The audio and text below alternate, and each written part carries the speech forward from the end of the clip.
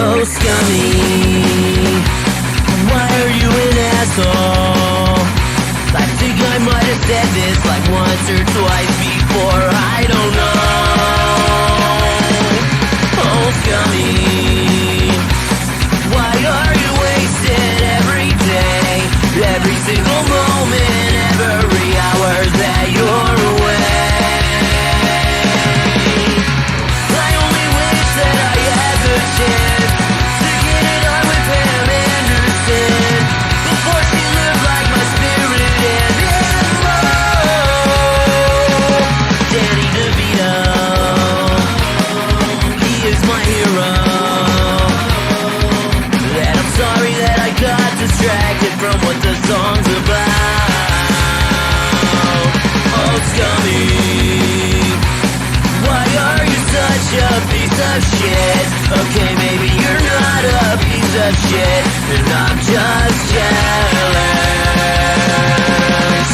I only wish that I had the chance to get it on with Pam Anderson before she lived like my spirit animal. Danny DeVito.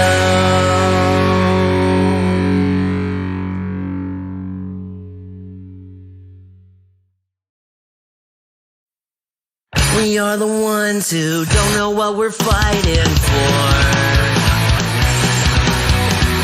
Give us a gun and send us all off to war. We are the ones who grow up in violent homes. We are the ones who don't know what's right or wrong. I know.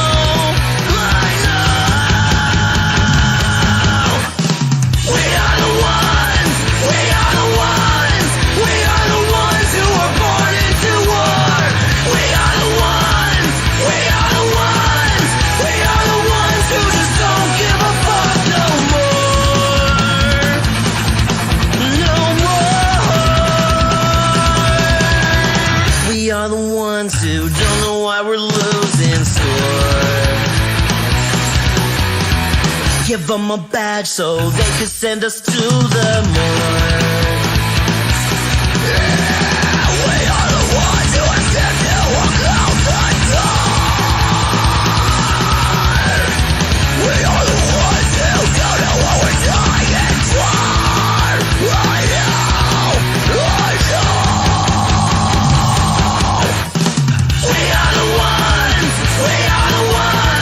We are the ones who were born into war. We are the ones who just don't give a fuck now. We are the ones who were born into war. We are the ones who just don't give a fuck no more. No.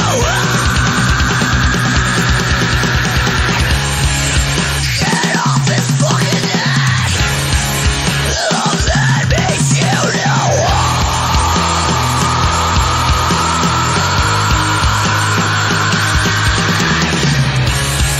he can't fucking breathe. Love that makes you know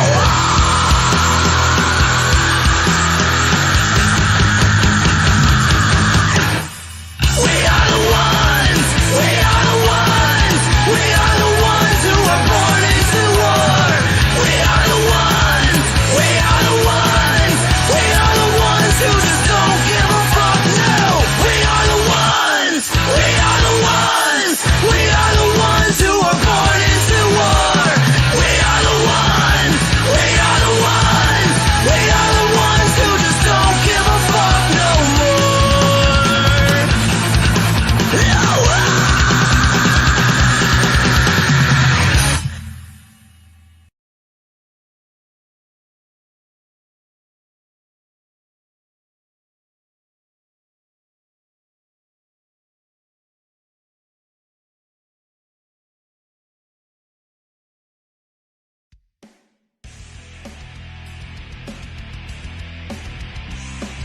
Welcome, ladies and gentlemen, to the latest episode of I'm No Joke.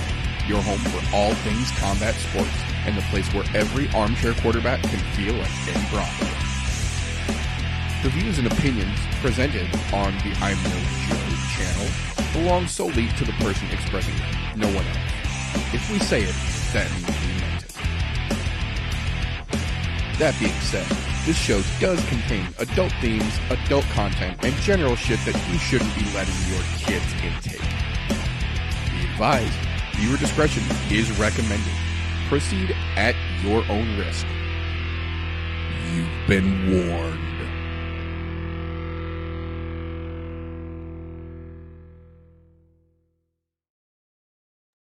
If it's Thursday, it's ImNoJoe. Welcome, ladies and gentlemen, boys and girls, children of appropriate ages, to the latest episode of the ImNoJoe podcast, the show where every armchair quarterback can feel like Eddie Bravo. Today, as like most days, we've got a glorious panel here with me to break down and get into all these shit-talking and shenanigans that have come down the pipe, the fight announcements and the fuckery that is shaken loose since we saw you wonderful folks last. Oh my goodness, has a 1 week break not felt longer in a while? It has been literally just a week since we had a UFC card, but man, did it feel like a month-long break. That was pandemic time stretching out there. But before we get into all the craziness that we've got in store for this week, first and foremost, gentlemen, how the fuck you doing this fine evening? I'm fucking gassed, but I'm glad we're back. And you're right, that did feel like a way longer than a week. I don't know if it had something to do with the whole fucking Memorial Day being in there and extra long weekend. God only knows, but man, it did feel more than a week. Which I'm not going to complain about, because don't get me wrong, I love doing this, but I love having breaks too. Right. Every once in a while, it's nice. Yeah, I'm a little wiped from work, but I'm really fucking glad to be back. It's been longer for me. It's been a couple weeks. I missed the last fight weekend and shit, and then we had the week off, so I'm glad to be back with you boys. I'm glad we get some fights, even if they ain't the fucking greatest. At least we get to talk about something. I'm fucking here. So. Right. Yeah, absolutely. We were talking about it before the show. I had a friend ask me earlier this afternoon, so are there good fights lined up this weekend? And I said, there's fights this weekend. And he said, are there good fights this weekend? And I said, there's fights this weekend. So we'll get into a little more of that detail here in just a little bit. First and foremost, though, as we like to do around here to start things off, a little bit of news and recent events, fight announcements, and shit that has shaken down the news pipeline since we saw you wonderful folks last. Again, we are not doing a recap show this season, but if there is interesting things, generally speaking, we try and live tweet them out, or not live tweet, but YouTube short rather. Shoot it out live reaction to how it goes instead of having to take up all your time. Just give you a little sweet in the moment feeling. One that we did not get a chance to do this weekend, or this past weekend, though, rather. I want to talk about just real quick because it affects, in my opinion at least, the overall combat sports world at large. And that was the Haney versus Lomachenko fight. One of the few boxing events in recent years the vast majority of casuals have even been aware of, but most of us have that, still somewhat pay attention to boxing, actually cared about.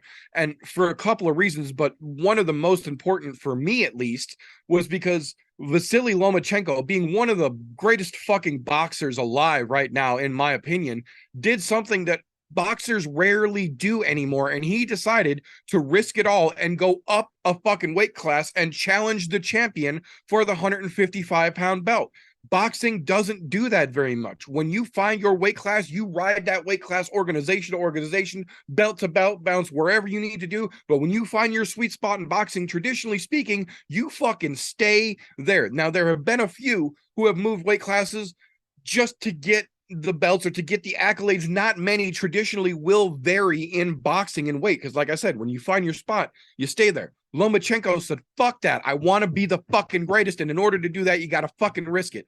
So he did. He went up a fucking weight class and he went after Haney's belt. Haney being probably one of the best 55ers we have seen in boxing, at least in the last 15 fucking years, in my opinion. And Lomachenko put his fucking neck on the line, stepped up to the plate and went after it.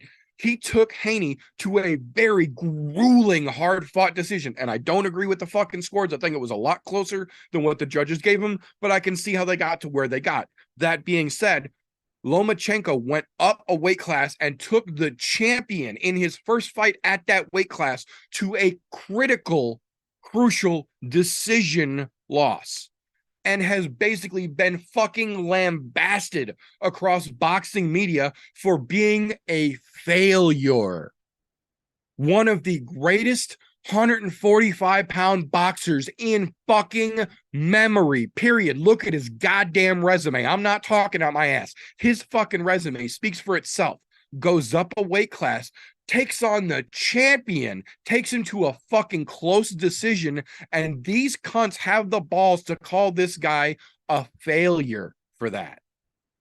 Not only do I not think he was a failure, in my opinion, Loma won that fight.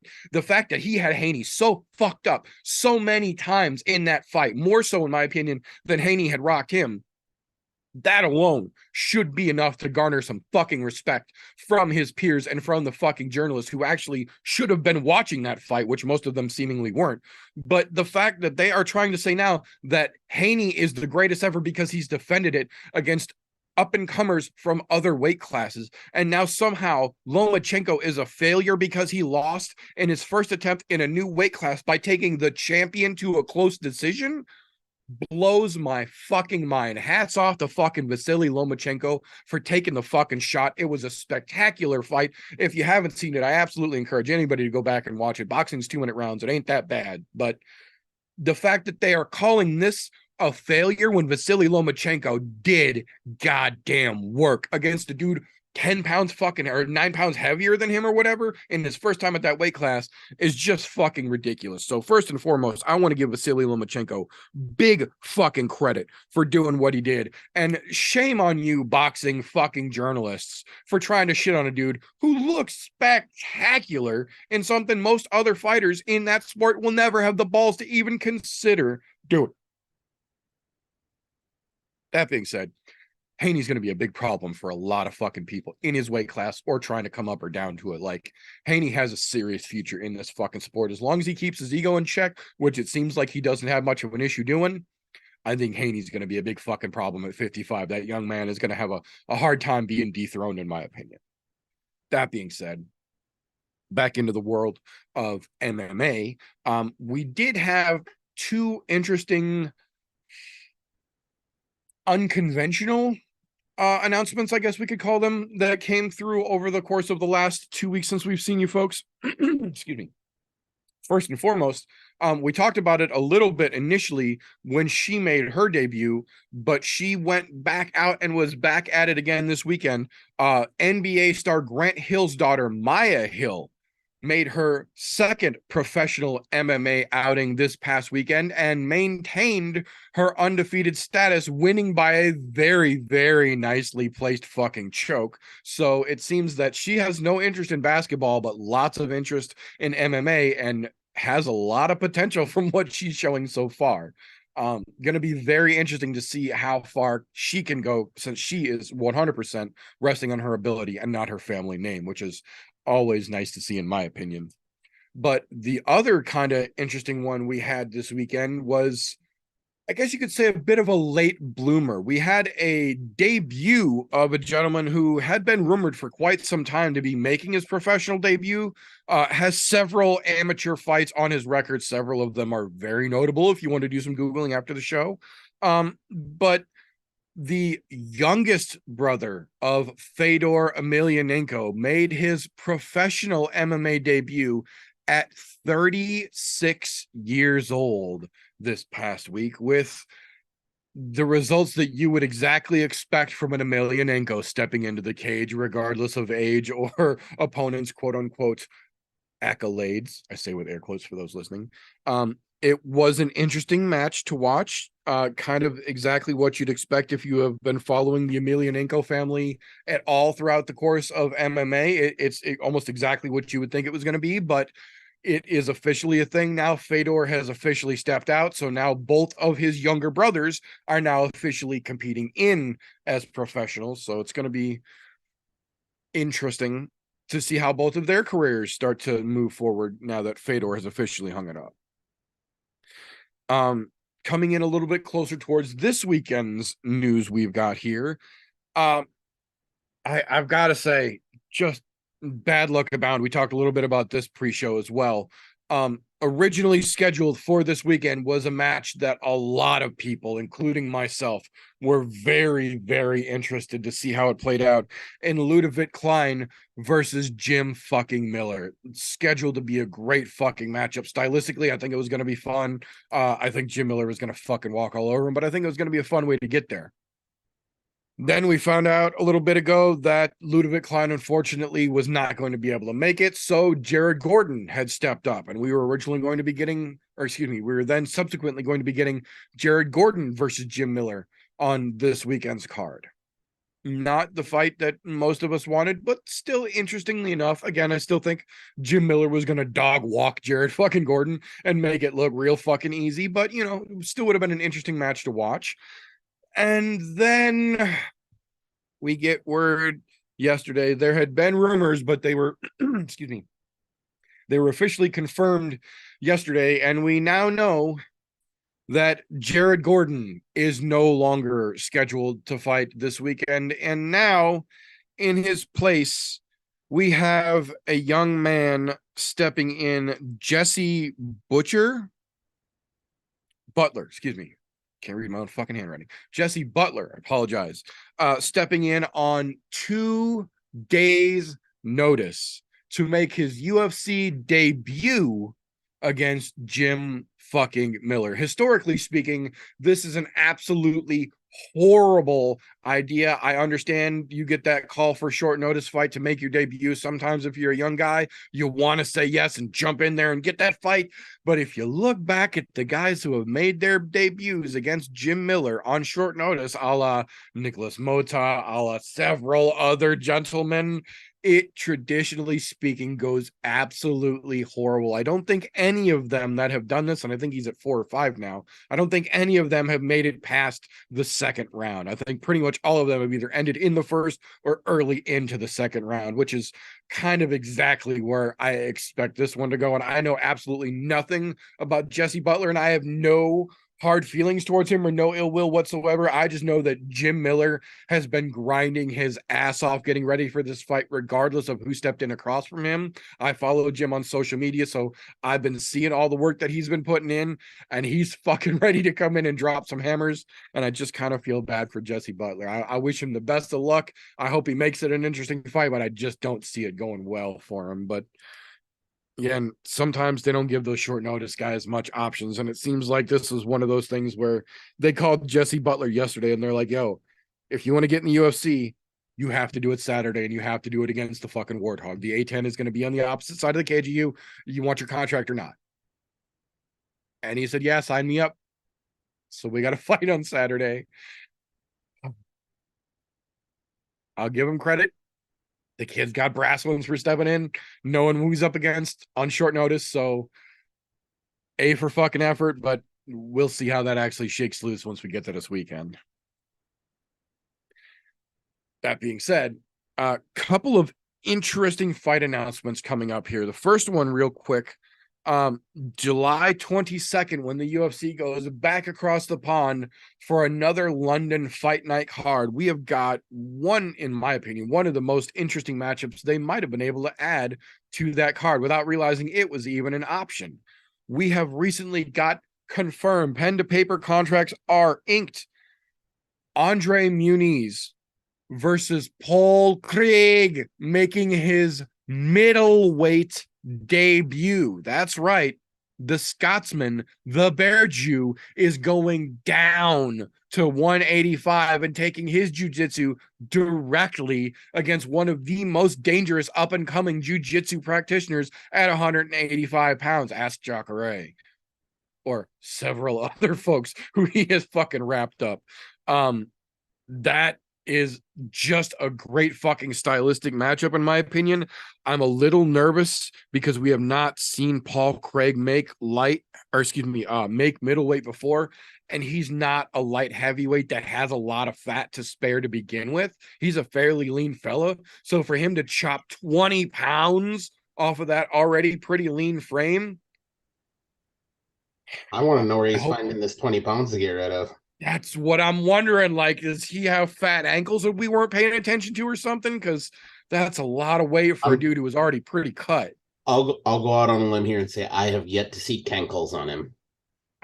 I don't remember him, but I smoked some cannabis, so there's potential for my memory to be impaired. I guess I could have been misremembering. He could have cankles, and I just don't remember it. But I don't know where 20 pounds is coming off of that fucking frame, man. I hope he's got a good nutritionist, and I hope everything is fucking put together properly.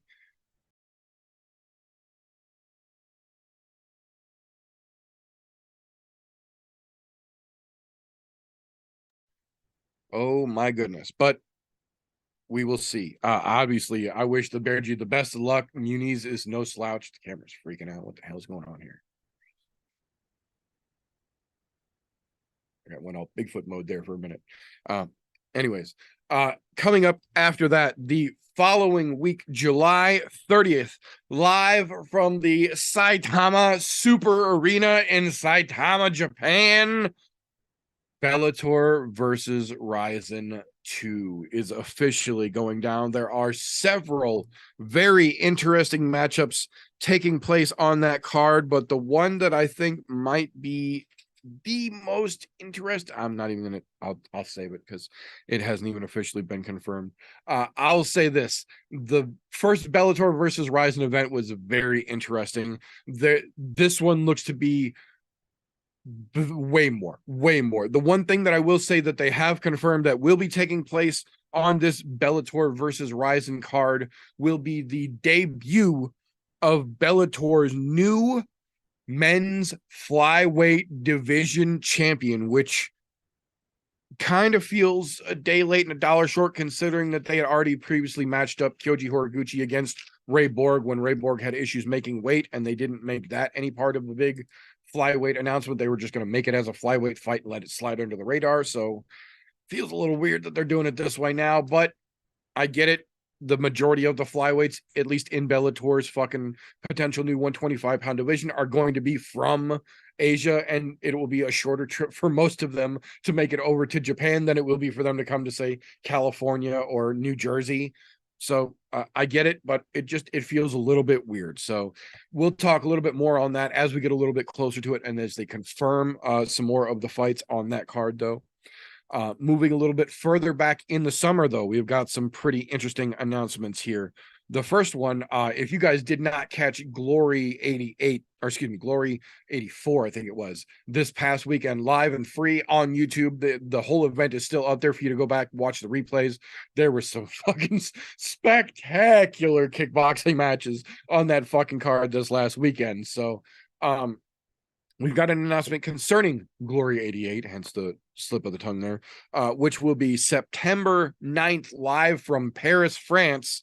It will officially be headlined by the out of retirement now, Badr Hari. Badr Hari, known for tons of accolades, but most recently for losing a very crazy fucking match against ex-UFC fighter Alistair Overeem, who had returned to Uber-Reem status quite literally, and after the match, the victory was overturned because the Reem popped hot for the roids, hence the Uber-Reem status. Well, after that loss, Badr Hari said that he was going to hang him up, that was the last one that he really was concerned about, and if he couldn't beat Overeem, then he didn't need to go back and chase any of his other ones. Well, when it turned out that Overeem was on the overroids, he decided, you know what? Well, fuck that. I'm coming back. That loss is officially off my record. So technically speaking, my last fight was a win. I'm going to come back and try and put a memorable win for people to fucking send my career off into the fucking foyer with. Badr Hari is officially coming back to headline Glory 88 September 9th against James McSweeney, who has now officially given up MMA for kickboxing after making stints in UFC, Bellator, ONE FC, and I believe he even had a little time with PFL as well as LFA and several other notable organizations. James McSweeney has made the rounds as a very competent MMA fighter, but at this point decided he's just going to stick with kickboxing, kind of the opposite way of most people's journey. But hey, fucking get it. When it comes to big men, I understand that. There's a lot less worry in having a kick come at you than having a 265-pound man try and tackle you to the fucking canvas. I get it.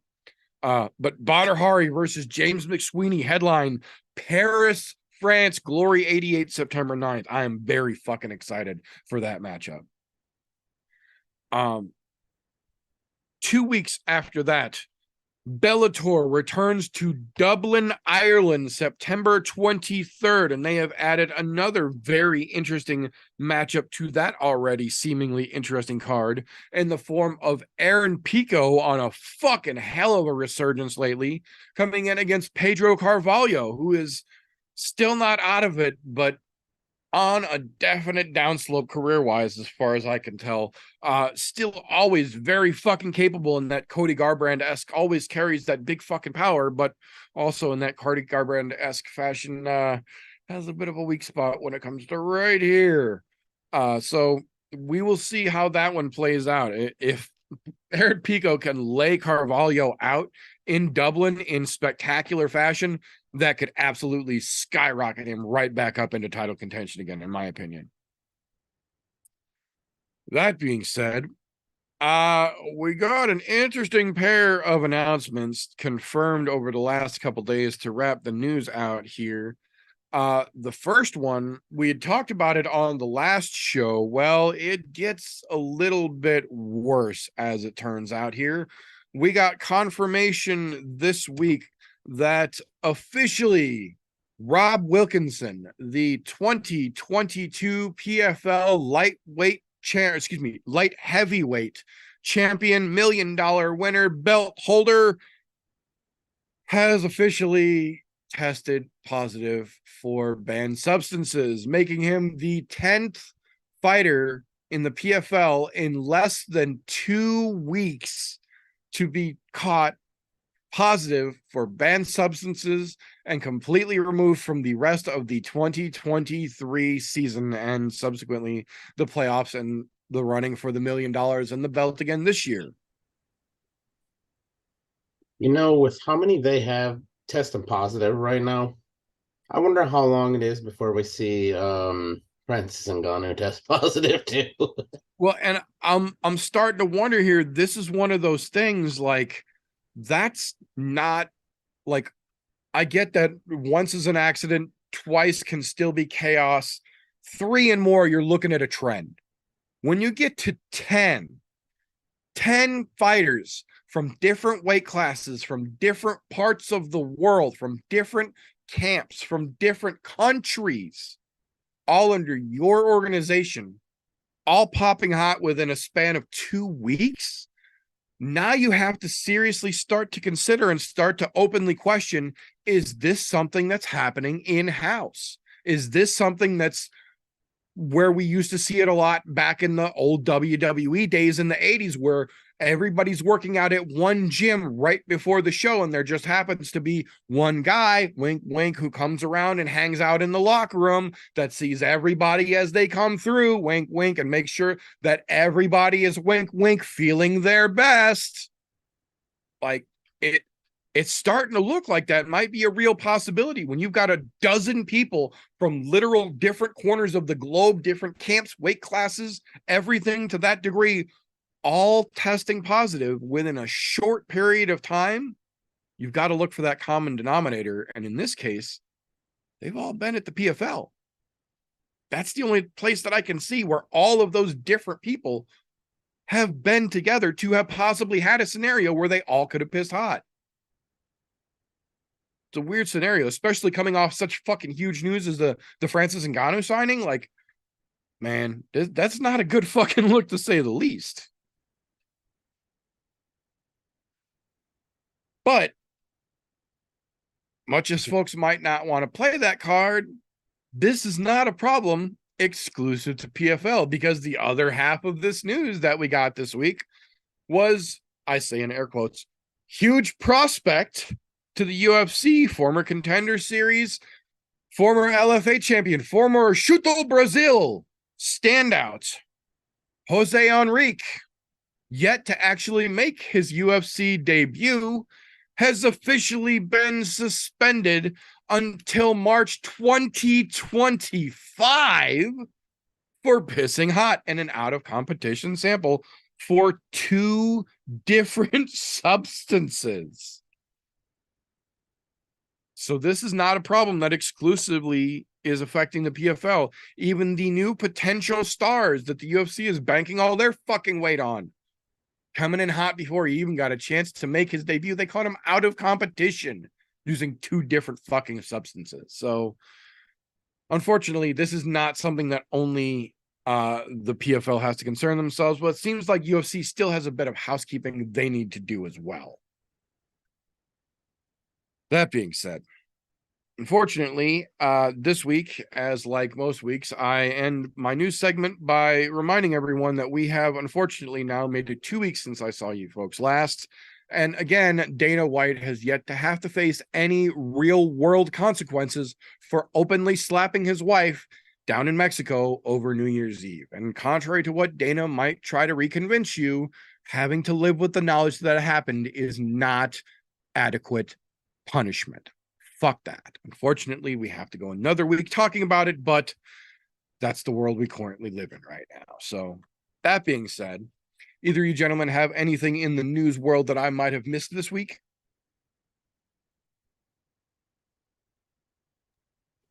Not anything I can think of offhand, other than if you're a fan, you can go and watch the newest season of The Ultimate Fighter, because that kicked off this week. Yeah, that was a thing. Yeah, I didn't say it was anything more than a thing. It is just a thing.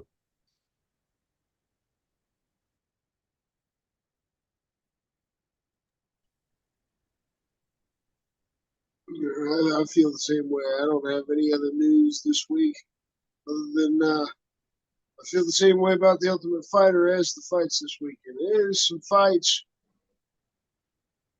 It was pretty boring, a little bit cringy. Might fall asleep this weekend, but we'll see how it goes.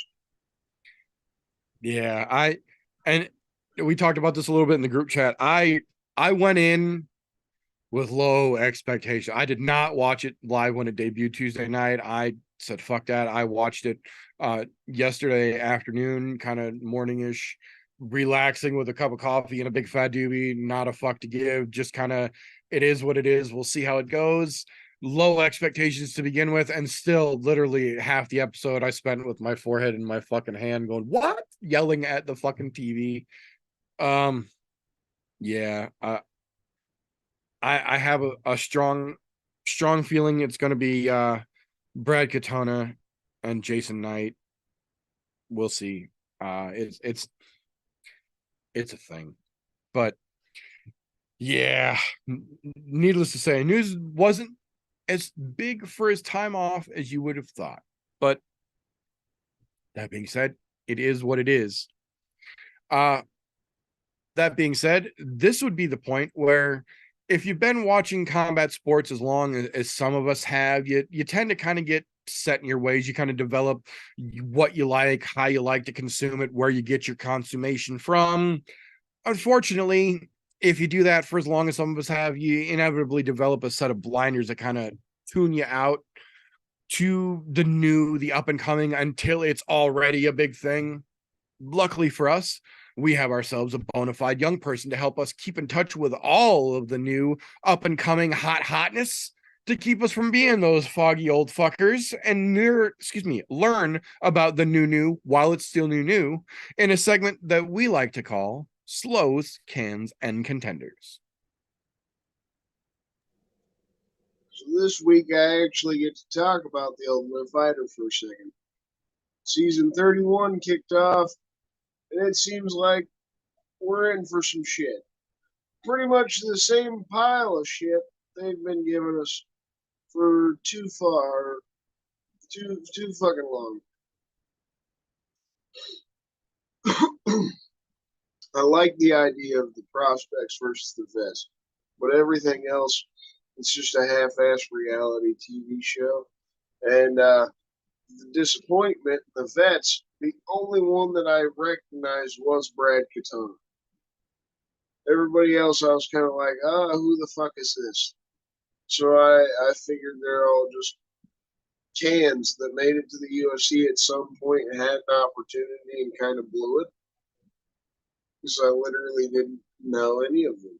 So I'm not looking forward to it. The banner between Chandler and McGregor is kind of cringy and boring as well. So it's just all over a half-ass product. And then we'll see if the second week of the Ultimate Fighter is any better. But the biggest thing that was disgusting was the 9-second stoppage.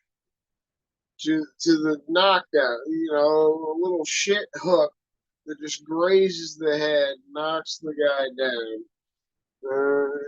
Well, let's stop at 9 seconds. Guy falls over, and the fight's over. They don't even do that in boxing.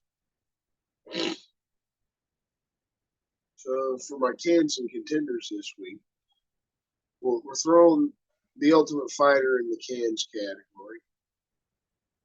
Yeah.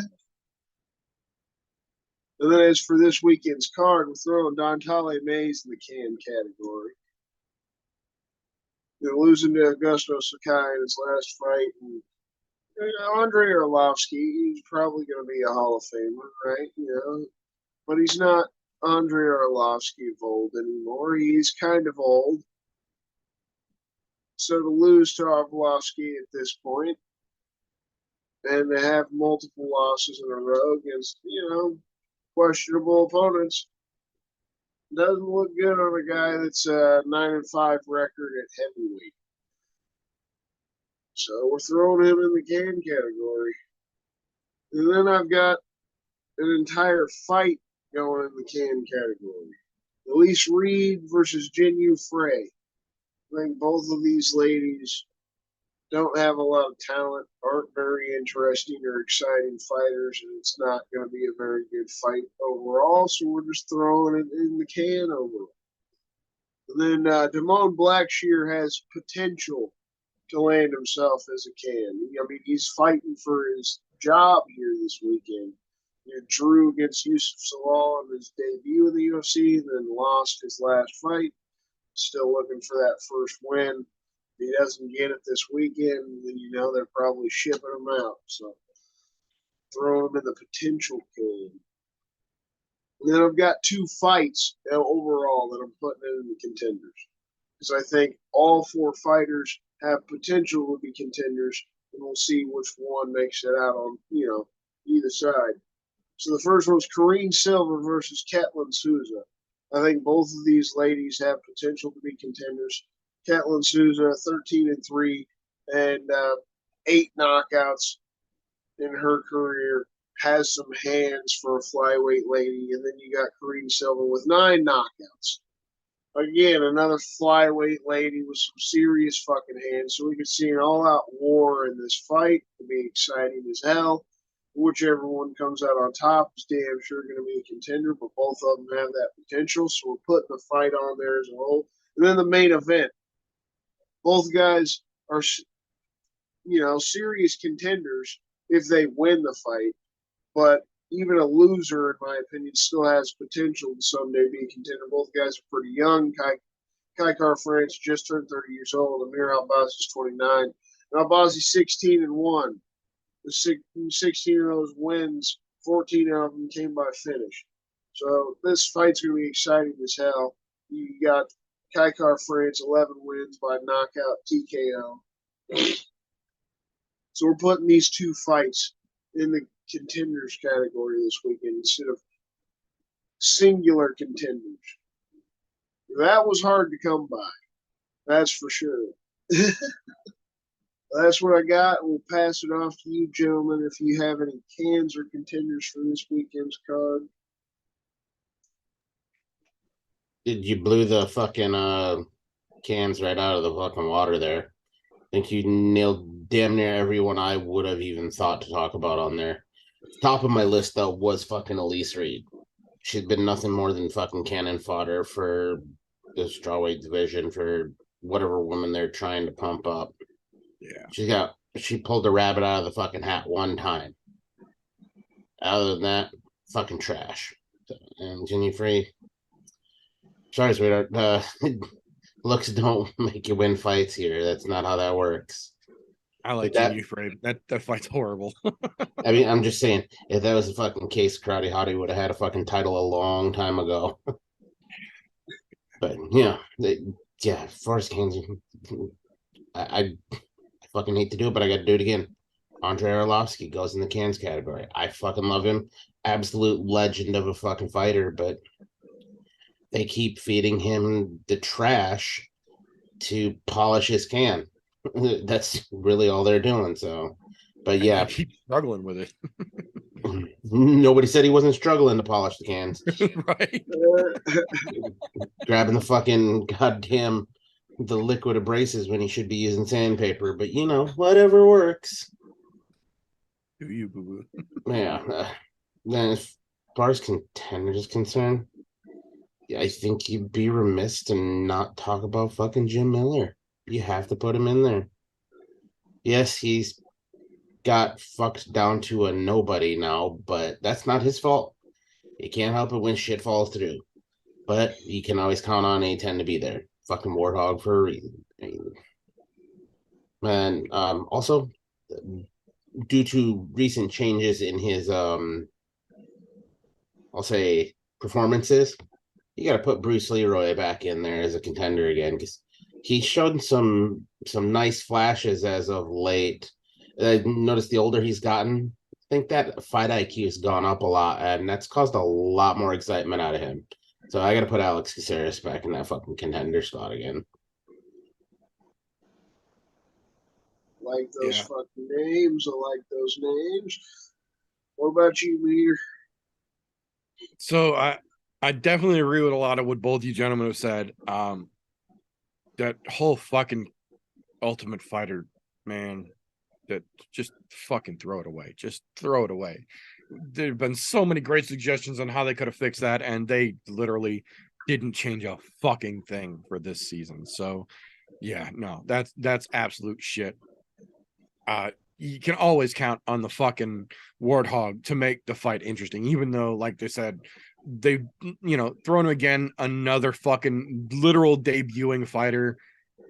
Jim has no control of that. What you can count on is that Jim's going to show up ready to kick ass and take aims no matter who the fuck they put across from him. So I'm always stoked to see that.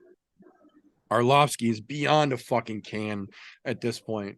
But I think for my two official picks here for this week, might be a little surprising to a lot of folks, at least who have been following the shit that comes out of my mouth for a while now.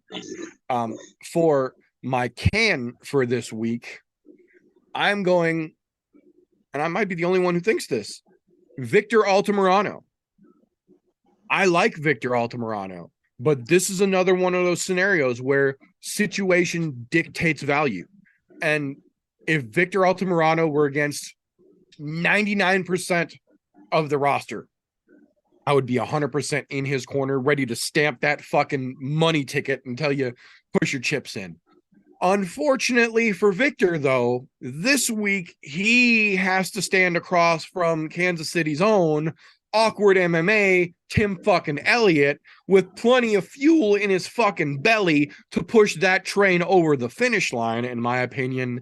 And if literal past performances last week are anything to dictate, that type of fuel that Tim has, that I'm not going to go into detail for respect to privacy, should be more than enough to push him fluidly over the finish line as it did for someone last week in that same situation.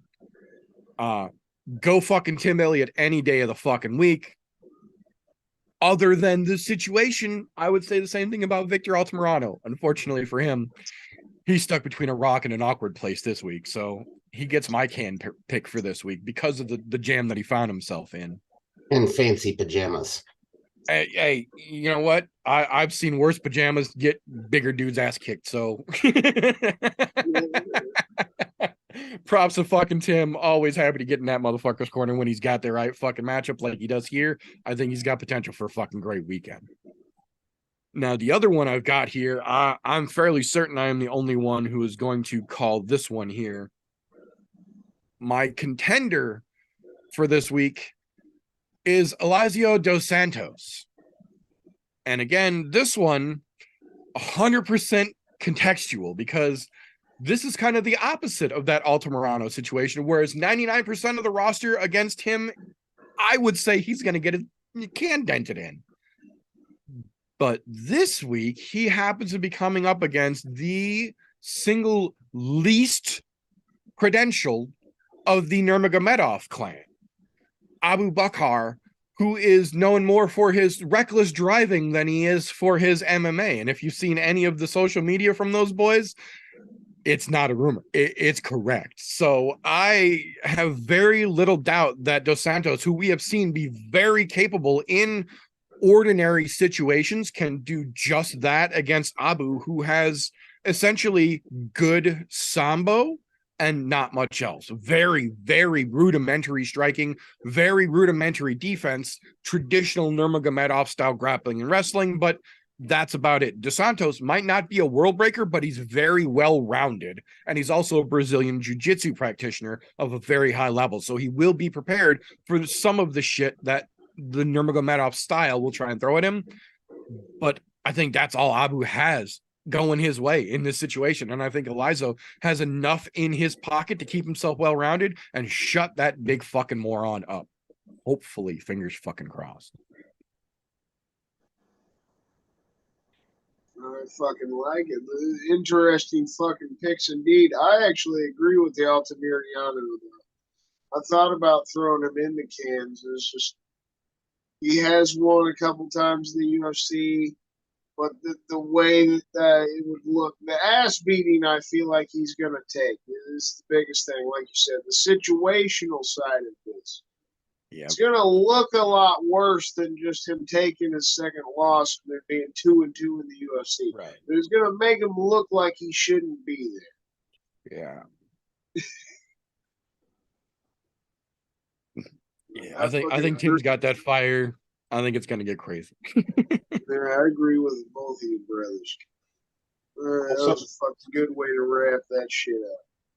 There's one other thing I forgot to mention about A10. This makes this one more easy fight for him to get to UFC 300. And for those of you who are counting, we're less than 15 actual pay-per-view events away from 300. So in theory, we could see that before the end of next year. Which would mean within the next year, we all get to watch Jim Miller go out on a retirement fight on UFC 300. Not to mention the fact that Jim and Arlovsky are both fighting on this card together means that Jim Miller stays 2 fights above Arlovsky for most fights in the UFC right now. It means that fucker ain't gaining no ground.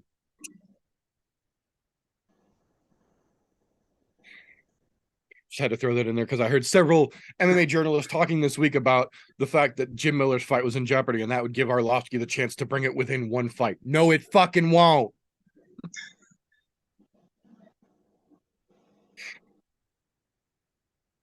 Oh, but thank you for that, sir. Much appreciated, as always. That being said, first and foremost, in most podcasts, this would be the point where you would get a mid-credit roll ad. This is not one of those fucking podcasts. We don't do mid-credit roll ads because we don't fucking worry about bullshit sponsor ads. This podcast is sponsored by Patreon. Patreon.com/ImNoJoe. For as little as $1, you can help sponsor this podcast and get your name at the end of every episode as a thank you. That being said, this is the point in the podcast where we have to stop for just a moment and give this segment its very own disclaimer. Tapology.com does not in any way, shape, or form endorse, sponsor, or support the ImNoJoe podcast. Yet. That being said, Tapology.com does offer the service of a free account that you can go and create and make picks just like we do here on the show for all sorts of combat events. They have got a wide array of things that you can pick on. And on that site, you can create groups to pick fights as a group. We have created just such a thing. We call the group ImNoBookie, one word altogether, or group 965, however you need to search it. The group is open to the public. You are more than welcome to come onto the site and make yourself an account, join the group. We'll bring you right on in and then let us know who the hell you are, because we go over all the fun shit that cracks loose in our Tapology group in a little segment we call Tapology with TJ. Welcome to the group, motherfuckers. So, With that being said, if you let us know who you are, we are going to talk shit about you or praise you when you do well. Preferably, we want to see you do bad because, it's fun to talk shit about everybody, including myself when I hit the skids, because it does fucking happen. Nobody is safe. That's all we're saying. Now, with that being said, we're going to jump right into it and get down to the brass tacks of things. Last year, or not last year, Jesus. 2 weeks ago, that fucking week off fucked everything up. I told you this shit went through in pandemic time, man. It seems like a year already. It did. It was a long fucking 2 weeks. Jesus Christ, since the last event. So 2 weeks ago, we had our event, which would have been that was Durnan Hill. So nothing to write home about. Would have been UFC Fight Night. I forget what fucking number, but it doesn't matter because it's over. It's done with. We've made our picks. They're set in stone. The fighters have spoken, and this is where we ended up. Everyone in our group got above the 500 mark. First time we've done that in a couple weeks, so bravo to everybody in the group. At least those of us who we know who they are. Some people we don't below that 500 mark, but fuck them because, we don't know who the fuck they are. Taken away with last week, 2 weeks ago, Saturday, May 20th event. Takes the W, Donna. Donna's been doing dishes for the last 2 weeks because there was no event to redeem himself, to one up the misses. She got in there with 10 out of 12 correct. Fucking massive numbers here. And I just want to go over these because it's pretty fucking impressive. She called 3 decisions right, 1 perfect, and 2 semi-perfect. So out of her 10, she pretty much called those fights pretty goddamn close to perfect. Half of her fights that she got correct. The other ones, she still gets her 50 points for, but fuck, those are some good solid numbers there. Bottom of our fucking cast here was at 7 correct picks and barely got the bottom. The only thing that saved the guy next closest to the bottom was 1 pick correct. And to be honest, that didn't really save him that much because it was only a 10-point fucking gap. Unfortunately, Vinny took the cake for tripping over his dick. But not to be outdone by much, Meter got 1 more pick right, but goddamn near tripped over his dick because he couldn't get any fucking correct fucking perfects or semi-perfects in there, whereas Vinny was doing fucking work in that category. So, like I said, weird shit happens. You don't have to have the most picks right. You just have to have the most perfect picks right. That gets you the most points. You can get 5 perfect picks, only 5 correct on an entire card and get 500 fucking points. I couldn't remember exactly what it was. I knew I had screenshotted it, so I had to pull it up real quick. As of last weekend's results, when the event was finally completed, Donna ended up with 655 points total, tied for 346th place overall on the site with 49 other people. So technically speaking, she was like in the top 100 if you factor out all the fucking crazy people she tied behind. She was in like the top 200 of the fucking site. She had had a clean fucking house. Fabulous fucking week. Yeah, she was cleaning house. I, on the other hand, was able to pick people, just couldn't pick fucking rounds or methods for shit. Yeah, the picks were great. And what's funny is between you up to Christian, everybody had 8 picks correct. Yeah, I was going to say, this is another week where our worst, I say in air quotes, person in the group still had like 75% correct picks. Yeah. Like the worst in our group was almost fucking 80% accurate on their nobody really had a bad week. So yeah, even though Christian does get the trip over your dick prize this week, I can't rag on him because really his picks were fucking solid. It wasn't a bad showing by anybody. Out of our group, 7 correct was the lowest, 10 was the highest. So to be quite honest, there's only a 3 pick difference there. That's not a wide fucking margin. You come join this group, there's going to be weeks like this. Now, don't get me wrong. There are weeks where somebody will obviously trip over their dick, run it over with the car, back over it with the trailer, and then start the son of a bitch on fire because they can't make a goddamn pick. But this week was not one of those weeks. Everything was nice and tight and fantastic to see. In fact, I got one more pick right than Christian. And just because of a couple of my picks and the fucking my one perfect in there, I beat him by 10 points. Had I not gotten that fucking perfect or one of my decisions, I would have been fucking behind him. Either way, so fucking tight running the whole way across the board, and hell of a showing this week, team. Hell of a showing. Gotta make the correction. You keep saying my fucking name. It was Vincent's ass who tripped over his dick, not me. Sorry, Vinny, Christian. I fucking shit up, but you know what? You're I'm guilty not by taking the fall for his ass. fuck that. You're guilty by association. So yes, either way. And besides, I keep looking in your direction because I know he's sleeping behind you. But I keep seeing your name on the fucking screen. You need to put Christian and Vinny on there so that way I have something to disseminate the two between. Would make my life a lot easier. That's all I'm saying. We're doing this shit live. And it's okay if I throw you under the bus. I still got love for you. Now, with all that being said and the fuckery and 2 weeks off, totally fucking everything up here. We're going to move on really quickly so that way we can get past this fuckery.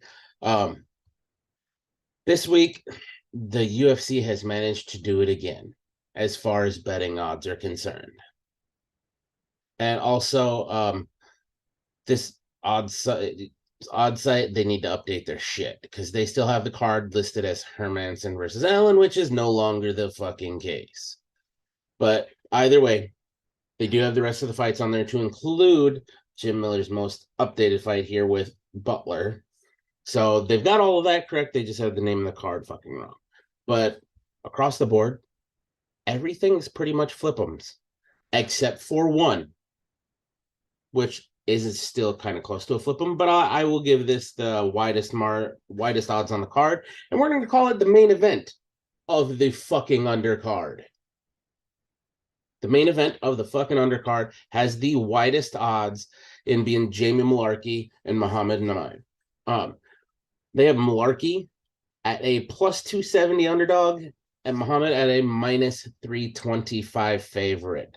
That is the widest margin on the entire fucking card, which is absolutely batshit crazy that there's only one of those, and that's really not that wide of a margin when you're looking betting odds wise.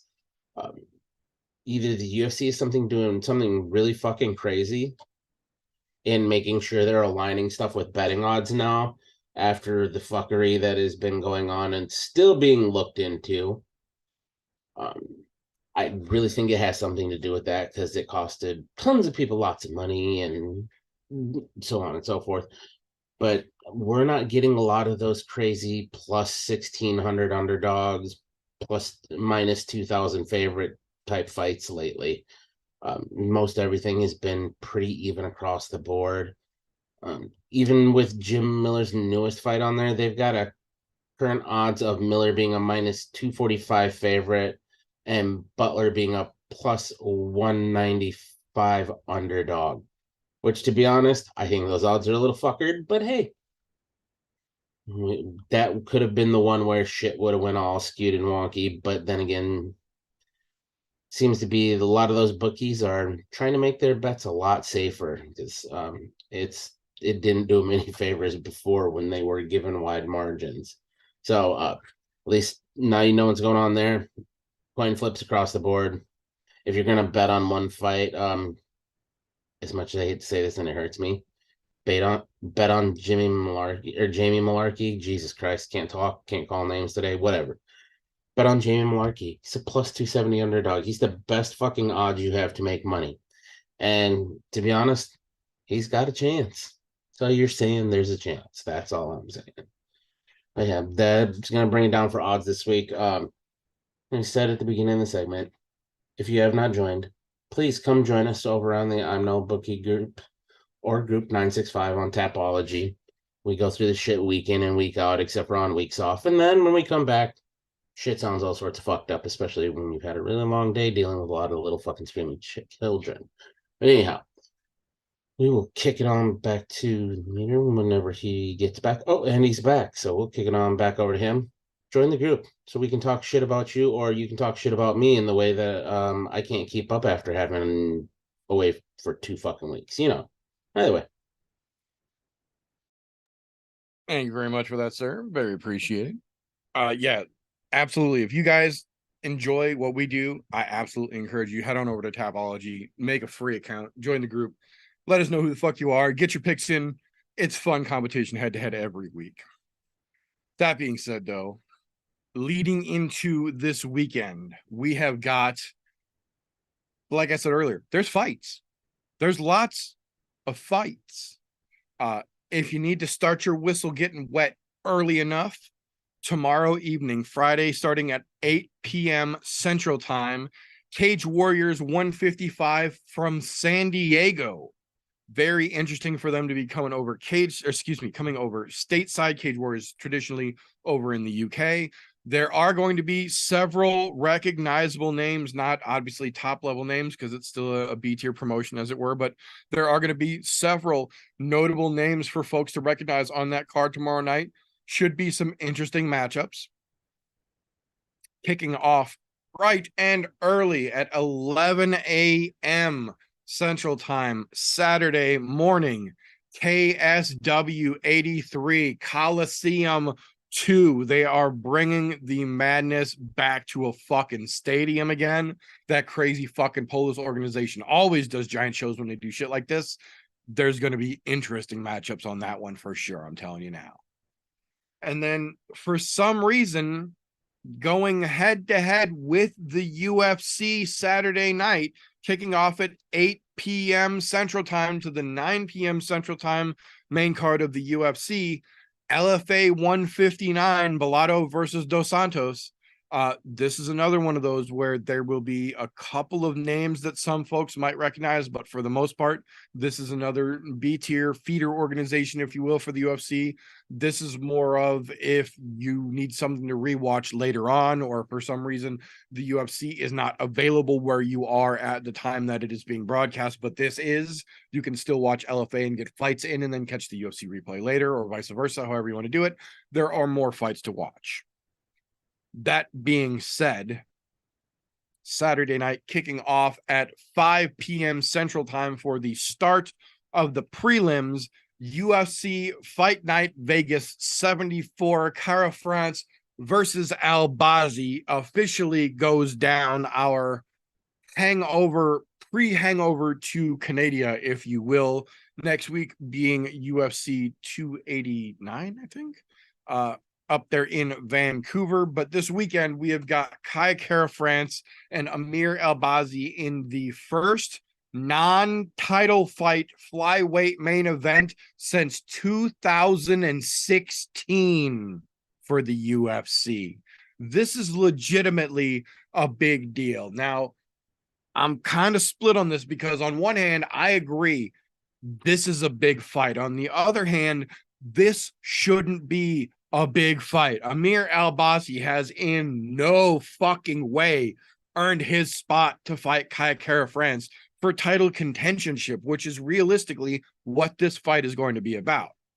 That being said, there's a whole smattering of interesting things on this card to talk about here. So first and foremost, gentlemen, as we like to do around here, I am curious the one fight for each of you that might be flying under the radar, the one fight that you are absolutely excited about in this mediocre puddle of fight announcements that we've got for Saturday. Which one gets you guys actually excited?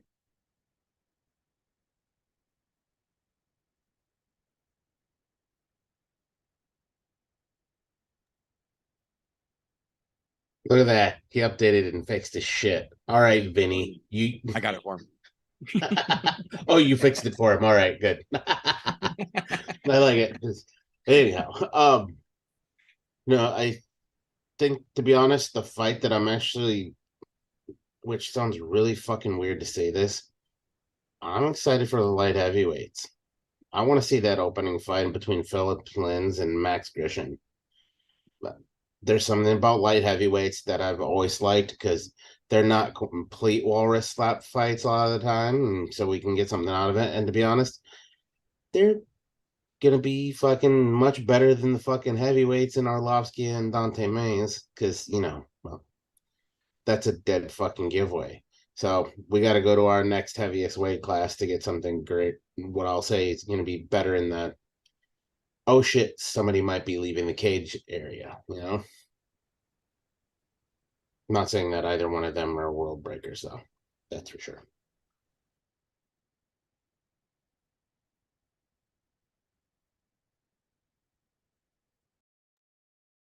So for me, I'm going to go with what I touched on in my contender segment: Kareem Silva versus Ketlin Souza. This ladies' fight, I feel like, isn't being talked about worth shit. Both of the ladies are, just entering into the UFC, granted, but this should be talked about. Both of these ladies are fucking pretty fantastic in their striking capabilities and their power for 125-pound women. It's going to be a fantastic fight. It's a great matchup. Souza's making her debut. It's the second fight for Kareem Silva. I'm excited as hell for this. Definitely haven't heard shit from any media source or anything about this fight this weekend. Which, how else do you hype up prospects? That's kind of why I enjoy talking about them and shit. How do you hype up prospects and get anybody interested in them if nobody's talking about them? Especially when they're actually decent and they have potential. This is one of the fights I'm the most excited about. I feel like flying under the radar a little bit. Yeah, I agree completely. I'm very excited about that fight myself. We talked about it a couple of times. That's one of the more exciting fights on this card for me. For my pick, though, I'm going low hanging fruit. I don't give a shit. The one fight that I am legitimately most excited about on this whole fucking card is Jim fucking Miller versus Jesse Butler. And honestly, I hope Jesse Butler comes out and makes it a goddamn fight, because as of right now, the world is giving him zero chance. I'm not completely writing him off. I have 99.9% confidence in Jim Miller, but Jesse Butler is an unknown. He's a guy making his debut on 2 days' notice against the dude who holds the record for the most fights in the organization. Full stop. End of sentence. That's a rough thing to walk into for anybody. So I'm curious how Butler's going to come out and handle this, because we know what Miller is capable of. And if you've been following his social, he's fired up. He doesn't give a fuck who's standing across from him. He's training to fight. He's not training for an opponent. He's training for a fight, and he's fucking ready. So I'm curious how this one's going to shake loose.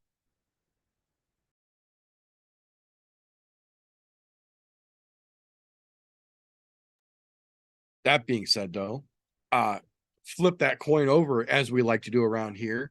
On every card, regardless of how great it is, there is always one fight that just gets rambled on and on and on about, and generally, at least in my opinion, doesn't deserve a second of the hype that it's getting. So I'm curious if we have one of those for you gentlemen on this card, because I know we got a lot of mediocrity, but I'm curious if there's one that's just getting overhyped for you guys on this one as well.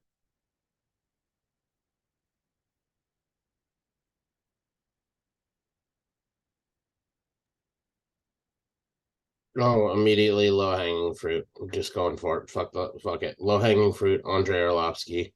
Dante Mays. Every time Arlovsky gets a fight, the media goes fucking crazy. They really need to stop. They need to treat him as if he's just Joe Schmo off the street at this point. And I fucking hate to say that, because what that man did in his prime at heavyweight was fucking amazing. But it feels like 15 years removed. I know I know it's not been that long, but it fucking feels like that we're 15 years removed from his fucking prime, and they need to stop acting like he's the world breaker, because he's no longer that guy. Don't get me wrong, there was a point at some point in his career where he would come in show off that mouthpiece with the fucking pointed teeth, and that could legitimately scare the fuck out of people. Now, you may as well round those bastards off and put little smiley faces on all of them, because that's about all you're getting. We're getting pretty goddamn close to that Sam LV point of the career where we really need to start rethinking, is he really Hall of Fame material? Not knowing when to hang him up. That's a big fucking blemish on the record. That's all I'm saying. Yeah, that's for damn sure. So I've got to agree with Golf T there. I've got to go with the low hanging fruit too. To me, it's the only fruit to take this week, in the sense of like an overhyped fight being talked about too much. Most of the fights on the card haven't been talked about because they don't deserve to be talked about. I already mentioned the one that I feel like's being, overlooked. Our loss, for like Golf T said, for whatever reason, the media just creams their panties over Orlovsky, even though the dude's about to be 45 years old, and he's been too far gone. Even if he had himself a nice little win streak there for a minute before he just took that loss, it's still, his time's come and gone. He's not what he used to be, and a lot of guys, especially in the fight game, do them some good to just understand, hey, I don't have it the same way I used to have it. Let me get out of here. Just save yourself some further life damage, and enjoy your later years a little bit more, I think. But, yeah, I definitely don't think this fight's worth a damn. It's going to be that Walrus slap fight, if anything, or just a bear hugging match. It's definitely been talked about a little too much this week. Yeah, no, I absolutely agree with both of you here. It is low hanging fruit, but it is the most obvious fucking fruit there is. I 100% agree with what TJ said there. Anytime Andrei Arlovsky's name is attached to a card and the contract is signed, and we know that he's on board for it, the vast majority of MMA journalists just start fucking openly salivating and drooling all over it. And I don't get why. I can't even count how many times now we've had a show where we've talked about Andrei Arlovsky being on a card and hoped against hope that this is the fight where he just gets knocked the fuck out and wakes up staring at the rafters and takes his gloves off.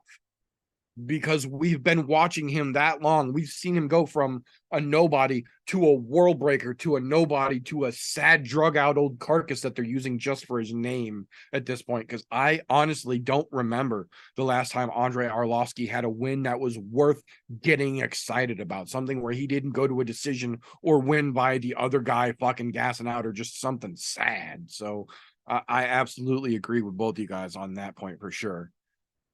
My pick for this week, though, is a little on the opposite side, though, of what Golfy was going after a minute ago here.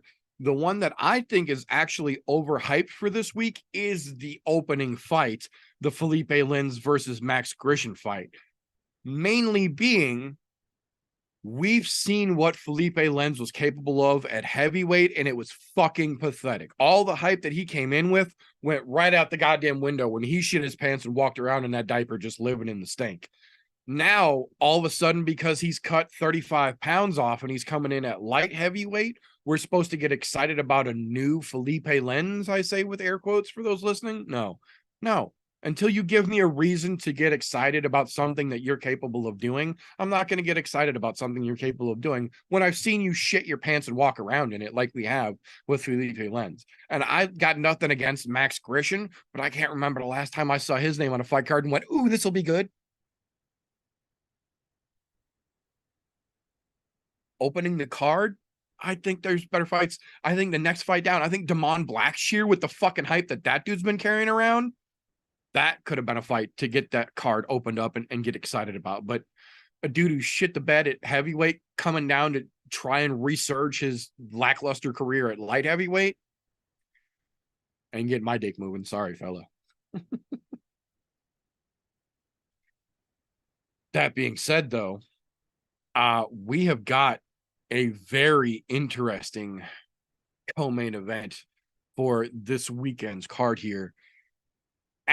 Bruce Leroy Caceres versus Daniel Pineda.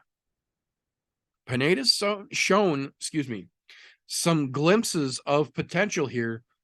I don't know anything really that's gotten me excited about him too much, though. But like TJ mentioned earlier, it seems like the longer in the tooth Caceres gets, it seems like he's finally understood that he doesn't have to rush into everything, that he can slow down and be a little more methodical, a little more intentional about his actions, and his fight IQ has seemed to develop a little bit with it. I think this is going to be a great fucking fight. How do you gentlemen think this one's going to end up playing out? I'm excited as hell for this one. The main reason, Daniel Pineda, 28 wins, all of them come by finish.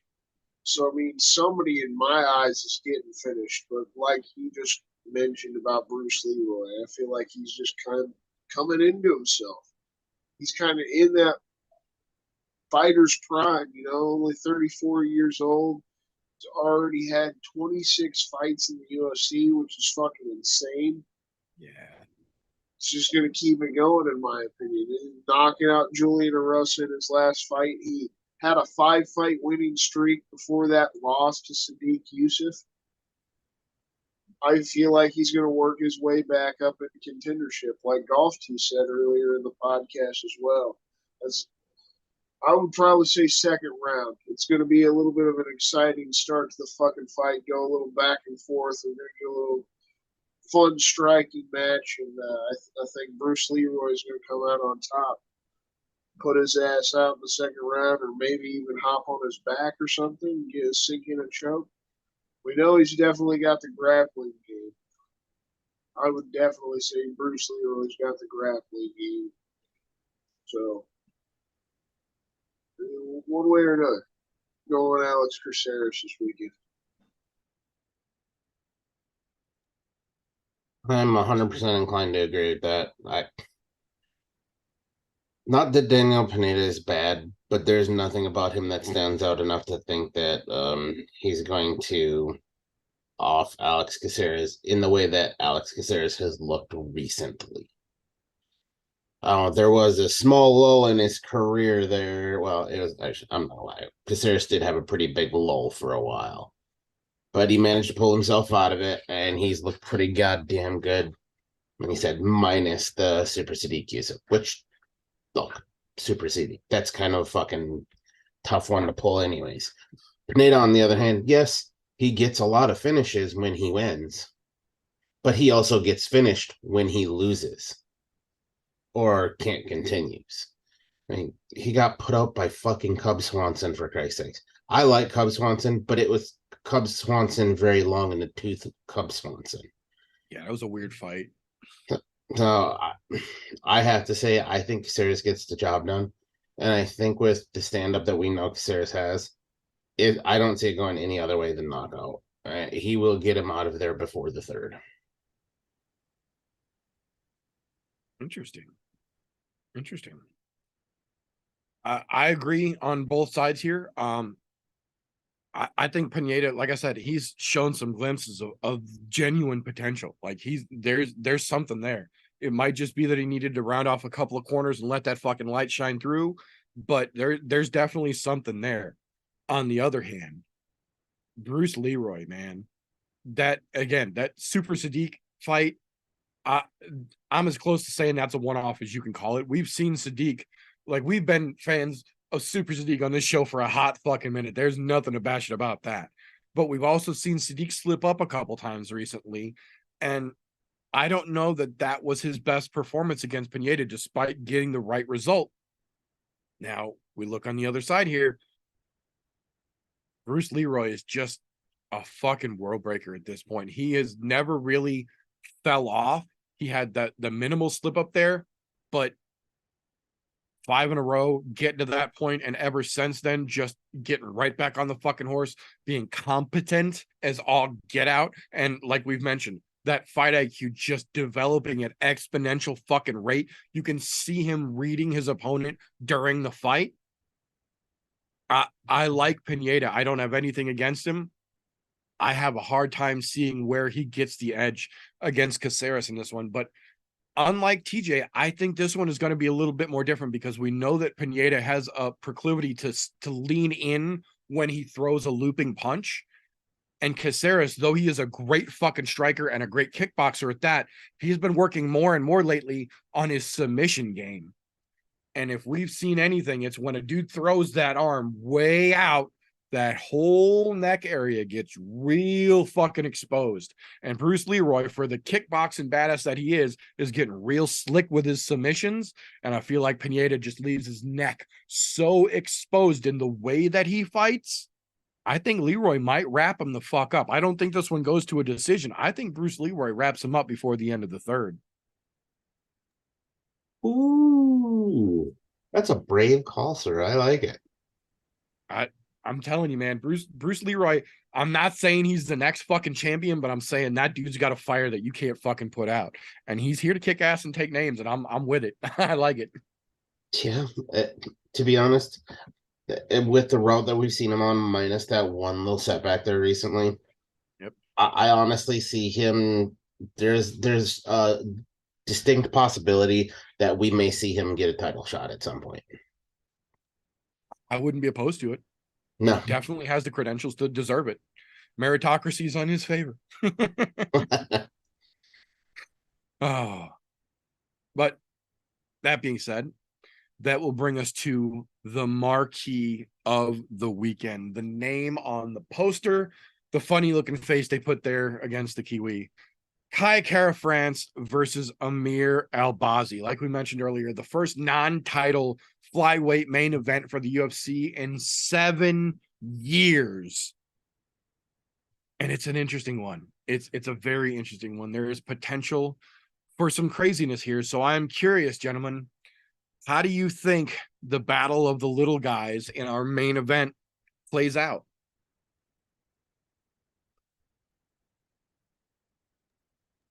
This one, I have a fucking hard time with this one, namely because, let's put it this way. Kara-France has fought a lot of, I'll say, the who's who of the flyweight division, but he's also lost to some guys that are not the who's who of the division.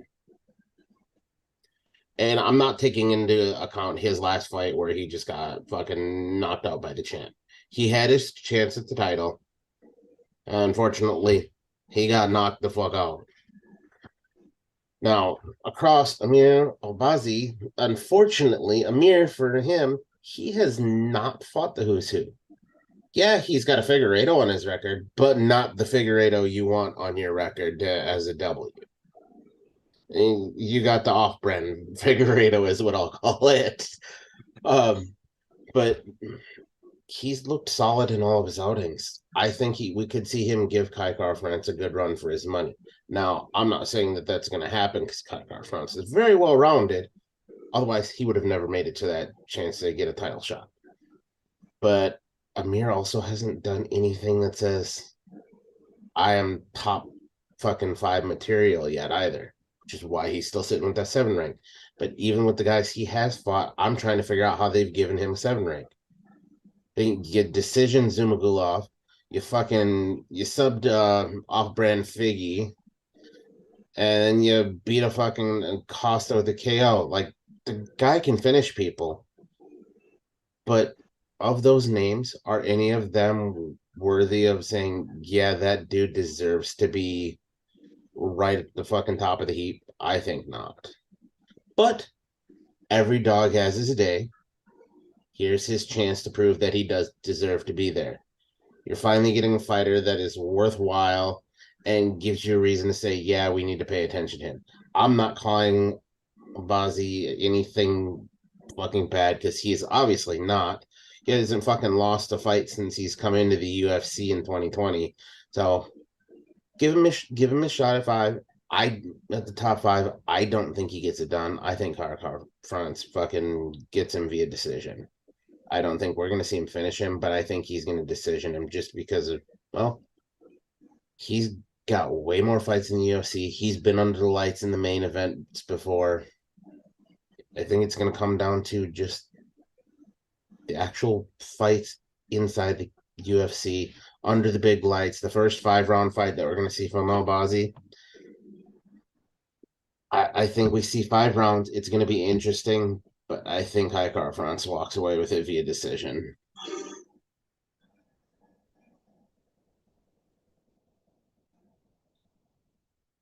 I gotta agree with Golf T on this one here. I totally feel like it's a questionable thing for both guys. Like, how good really are either one of them? How good is Kai? How good is Albazi? They both have the potential to be contenders and maybe push towards the title, but really, how good are they? And I feel like this is kind of the test fight. I do feel like it's as well a big fight. Most of the time, the flyweight fights don't go to the distance. So if you're a betting fan, like I would put some money that this doesn't go past the 3rd round more likely than not. We're probably going to see a finish. I'm leaning more towards Kai getting that finish. I feel like he's the striker, right? He's got the striking capabilities. Albazi's probably going to come in with the grappling game plan. It's going to be that kind of matchup, in my opinion. I would be surprised if we see Albazi try to stand, trade, and strike with Kara-France. I feel like Kai could easily just piece him up and have his way with him. The experience, I feel like, is definitely going to show this weekend. And that's the biggest thing for Albazi. He's looked good since he got in the UFC, but it's just a huge step up. He hasn't fought any big names.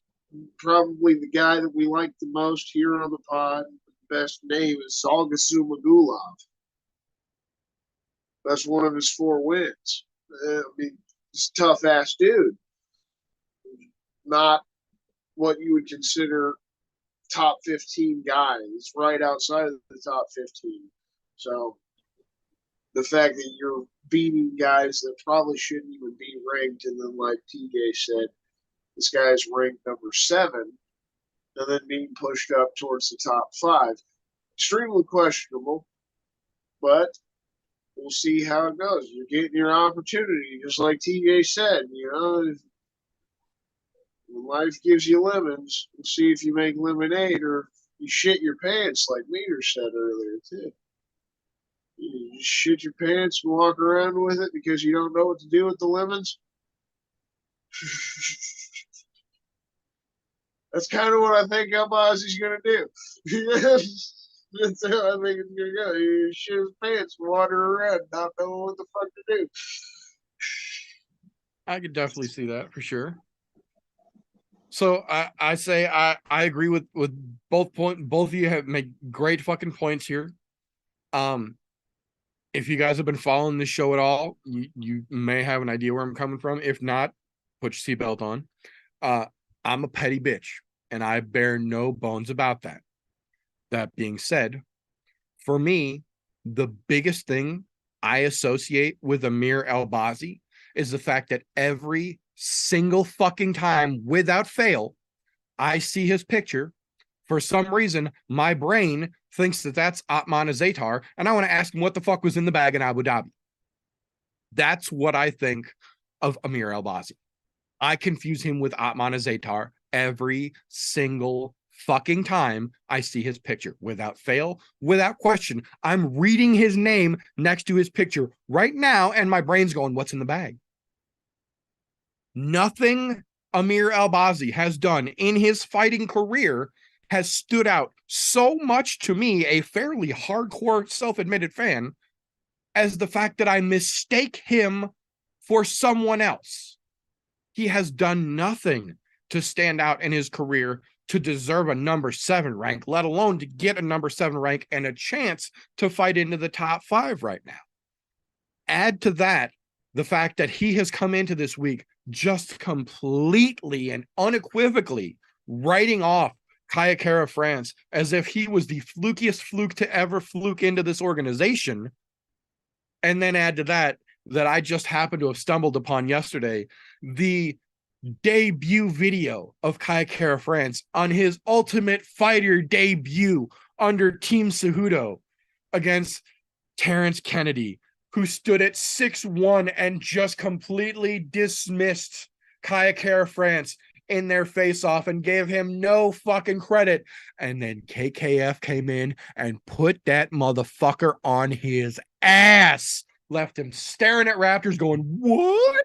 And I expect a very, very similar result this weekend. I don't see anything that ImNoBookie has in his pocket that can surprise Kara-France here. And knowing that he has been explicitly training more and more lately with both Alex and Izzy to make sure that he is capable in all areas he may have faltered in before, KKF is on a hunt for the belt, baby. And I don't think Dollar Store Atman Zatar here is going to be able to stop him. I think this is going to be a situation where he comes out thinking he's hot shit, not expecting any opposition, and then Kara-France gives him that 1-2 step under, hook fucking right, and we see a head bouncing off Kansas. I agree 100%. I don't think we see the end of a third round. See, words are live hard sometimes, folks. Third round, I think, is going to be the end of this fight. I don't think we see 4 or 5. No need for championship rounds. I think KKF takes it and then stamps himself as the next dude to get that fucking crack once the title is fought for this summer.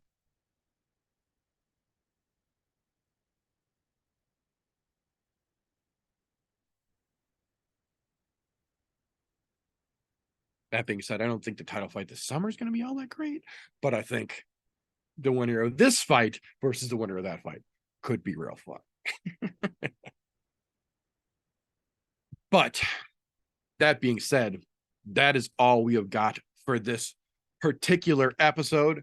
So if you enjoyed what we get up to around here, first and foremost, thank you for tuning in, whether you were catching us live on Thursday nights on youtube.com/ImNoJoe, or you were catching us a week later in the audio only version replayed over on anchor.fm/ImNoJoe, picked up through your podcast consumption platform of choice. We appreciate you just the same. If you like what we're doing around here, please make sure you have your notifications turned on and you are subscribed at whatever platform you are listening to this on.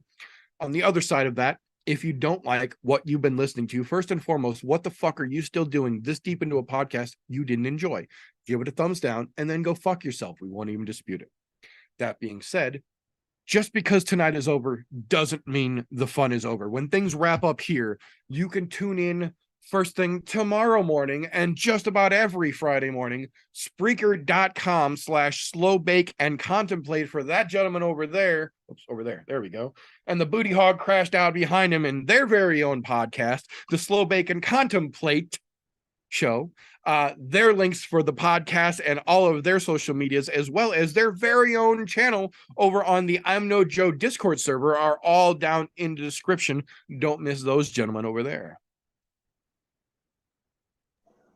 Appreciate it. And of course, the fun doesn't fucking stop there once we get on into the next fucking week. Best day of the week, hump day. You got to tune in Wednesday nights about 9 o'clock. The Brother Golf Tees YouTube channel, Golf Tee Vapes. Tune in, join the brothers, learn some mixes, some recipes. If you vape yourself, just chill, have a good time, show the brothers some love. Thank you, sir. Appreciate it, Christian. Appreciate it. Now, if you didn't know, the meter does do more than just ImNoJoe. In fact, the meter does do many things.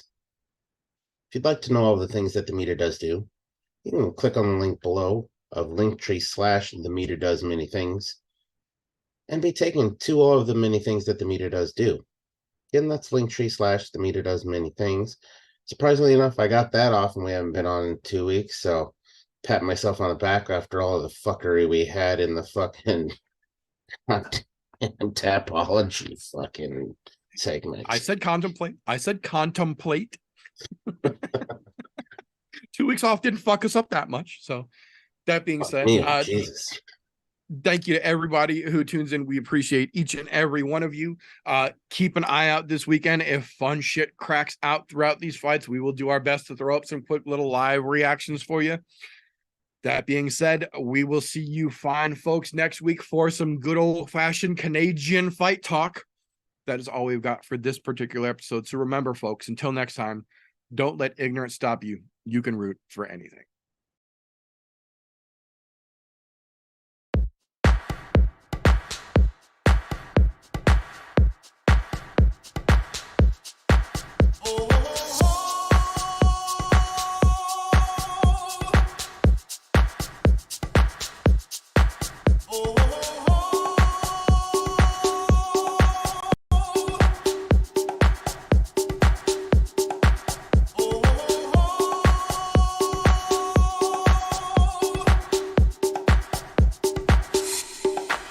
Everybody was kung fu fighting.